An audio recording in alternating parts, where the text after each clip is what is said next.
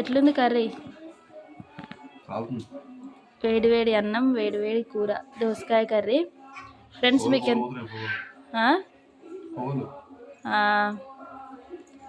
ఎంతమందికి దోసకాయ కర్రీ అంటే ఇష్టమో కామెంట్ చేయండి.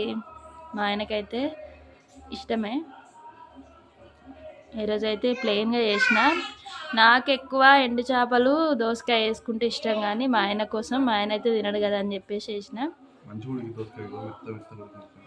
బాగుందా? పప్పు దోసకాయ వేసుకుంటే ఇంకా బాగుంటుంది.